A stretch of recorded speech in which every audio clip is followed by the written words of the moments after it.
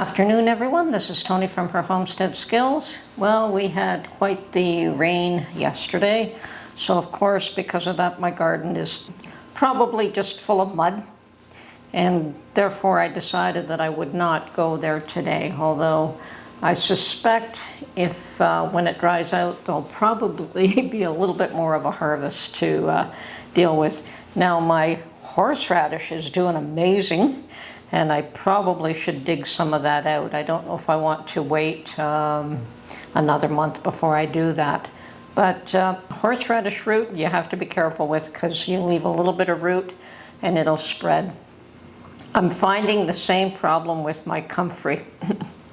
Apparently I had the comfrey that seeds a lot, so I'm gonna have to go through my plot and make sure I dig up any starts that I don't want all over the place, and there's quite a number of them. So I see them and I pull them up. But comfrey might be another one of those that are a little bit hard to get rid of once you've got it in your garden. And that's a word of warning. I believe that there is a type that does not seed so much, but the variety of comfrey that I had, it did seed. I had lots and lots of bees and bugs all around it when it flowered, and when it goes to seed, it just spreads them everywhere. So I'm gonna, as I said, I'm gonna have to be careful with that, and then probably in future cut it back after it has flowered and before the seeds really get a chance to develop, just to try and keep it in check. The plot is small and I don't want it growing nothing but comfrey. And so I did go to the thrift shops today. I went to two of them. Went to Value Village first, because that's Tuesdays you get a break, and I did find some cast iron pieces, one that was rather unusual. I'll show you pictures of it. Nothing that I purchased. I did not purchase any. I did find maybe 2 or 3 pieces, but nothing that caught my eye for being something that I would want to add to my collection. So I do keep an eye out, and if there's something special, absolutely, but I didn't find anything special. And after that, I went to the Salvation Army thrift store, walked around there, and you know, there's a few items of interest in both locations, but nothing that I purchased. So as I said, I will add a couple of pictures in order to show you what kind of things I found, but there was nothing that said to me, take me home, so I didn't take anything home. Now, I still think that with things going on the way they are, that we should still try to prep as much as we can. And one of the other things that we probably don't discuss prepping very often is clothing, like coats, if you need coats in the climate that you're in, or undergarments, or jeans, or t-shirts, or shoes specifically.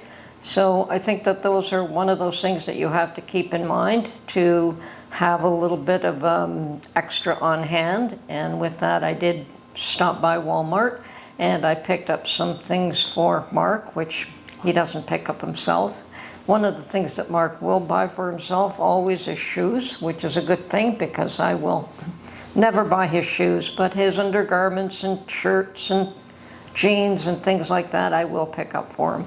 And I've got a pretty good idea of what he will wear and what he won't wear. So we've got that down pat, but I did pick up a few things for him, and not really that he needs today, but probably will shortly, and if not shortly, it's something that can be stashed.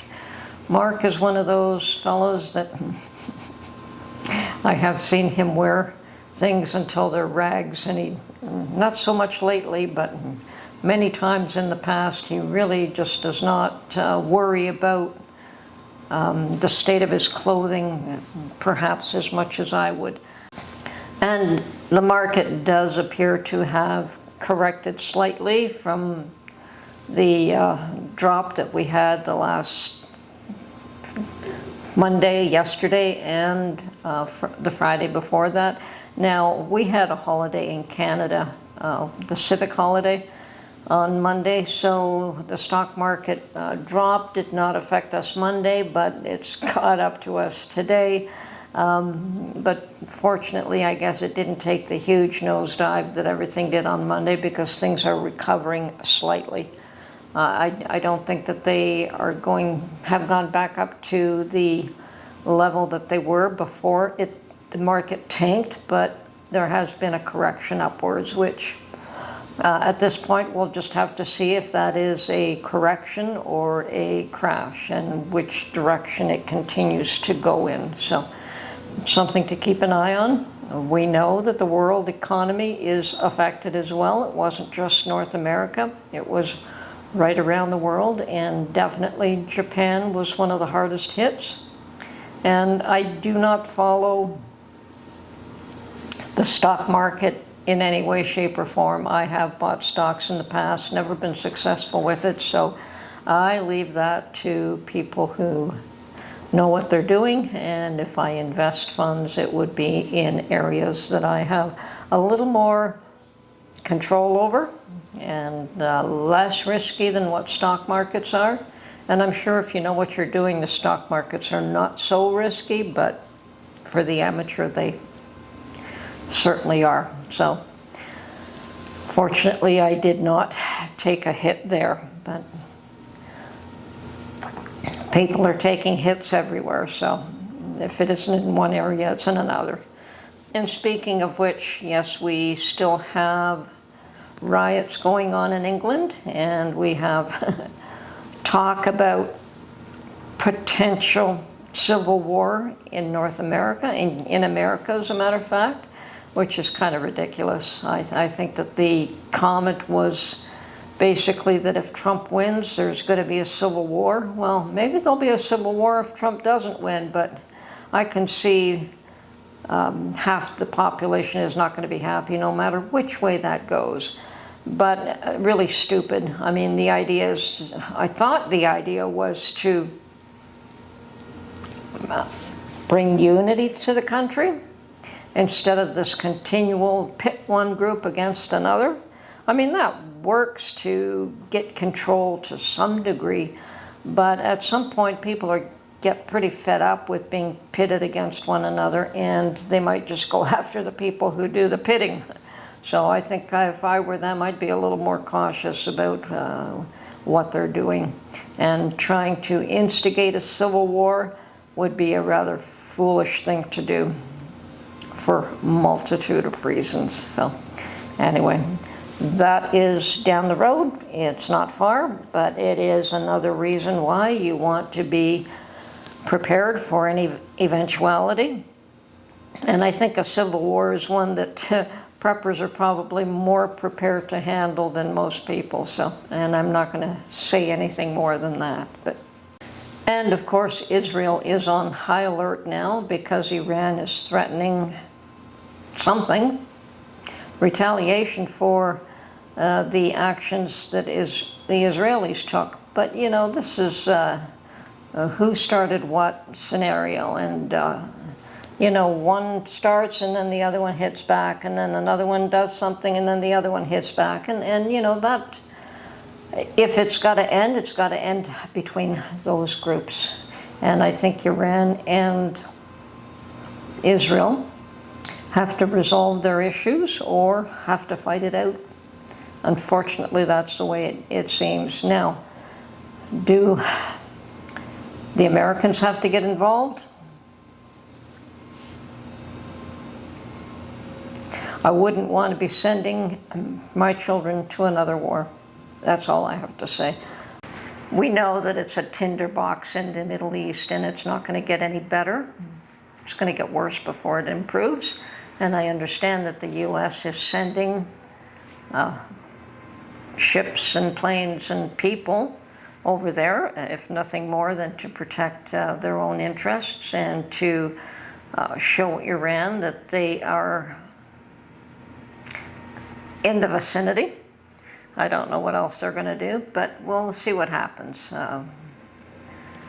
They claim that they have Israel's back, and I hope that they do. And of course, the news of the day is that Kamala Harris has picked her running mate, and it wasn't Shapiro. I would have guessed it would have been Shapiro. But of course, the issue is that you don't want to pick somebody smarter than you to be your running mate. And I believe he was a lot sharper than our friend Kamala. So, who isn't though? Who isn't though? Anyway, it will be a sad day, but you know, if she wins, it won't be her running the country. It'll be no different than Biden.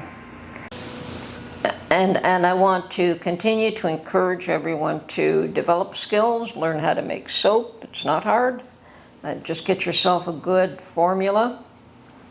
And it doesn't have to be, what's the word, intricate with a lot of ingredients. You could make simple.